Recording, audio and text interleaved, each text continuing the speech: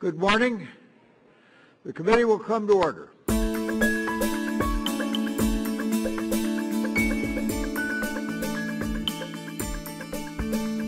He's a man of great integrity, somebody who really has a passion for the things that he's done. A leader amongst leaders here in the Congress. Very strong ally, someone you can count on in a fight. A fighter for those that have been left out and those that have been left behind. He's about as genuine a person as you'll ever meet. He sees into the future, he prepares for the future, he's always thinking in terms of what he can do to make the lives of Americans better.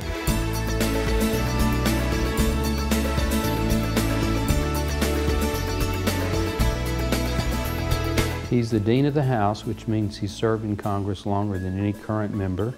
And in February of 2009, he will be the longest serving member in the history of the Congress going back to the 1790s. So obviously, he's a man with a passion for public service and a passion for helping people by service in the U.S. Congress. Well, John has been a voice for the people that don't have a voice.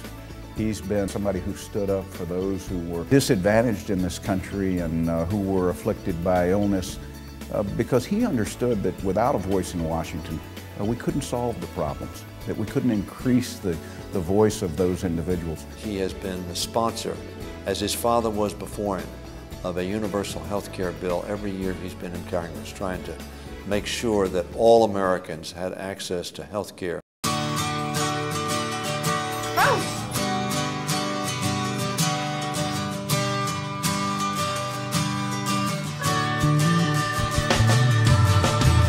When you think of lions in the Congress, John Dingell comes to the top of the list. When you think of the Energy and Commerce Committee, there's probably not a committee in the House more important to people with disabilities. Easter Seals is a direct provider of services for people with disabilities of all ages. And so when a person is confronted with a disability for a young child, or an adult with a disability, or a senior with a disability, and that individual is losing their independence or is struggling to gain their maximum degree of productivity and independence, they can call Easter Seals. John Dingell's been with us every step of the way to make sure that government does what it's supposed to do to help people with disabilities live with independence. He's been particularly helpful to Easter Seals on issues affecting caregivers of people with disabilities with his support of the Lifespan Respite Act. And he's been especially helpful to us lately with legislation to protect services for students with disabilities in school. John came to the Congress in 1954. There was no NIH, there was no CDC. And he is one of the major architects in building these institutions that have researched how we can prevent disease, that have cared for people with diseases, and done so much good for so many people. There are millions of people in this country and in this world who benefited from John's work, and he doesn't know their name, and he's never met them. But he's had a lasting, lasting impression on their lives. I learned about another new rule from you just this morning, Mr. Chairman. Every time I come here, I'm freshly educated about the rules of this committee. Well, they are the only defense that the chair has. The chair recognizes now our... He has the great sense of humor. He has the benefit of saying whatever is on his mind. You know, sometimes when someone's newer around here, they're a little bit guarded in what they say. John is not guarded. He will say what he thinks and mean what he says. What form did that oversight take? Sitting most diligently in your chair waiting for something to happen, or what? It's better to have John Dingell on your side than against you. He's a good adversary when he's on the other side. But when he's with you, or you're with him, whichever it is, you're usually a lot better off. He's a man, if he gives you his word, he'll keep it. Mr. Dingell is an institution in this place. And he's my chairman. But he's so much more than that. He's such a dear friend.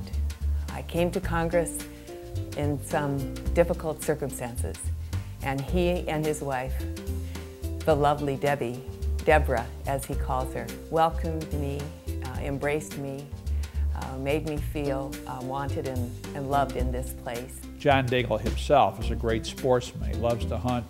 He's an outdoorsman. He has a great passion for almost everything he does. And you can see it in his life, in his zest of life. for love of his district, the representation, and the energy that he brings to that representation.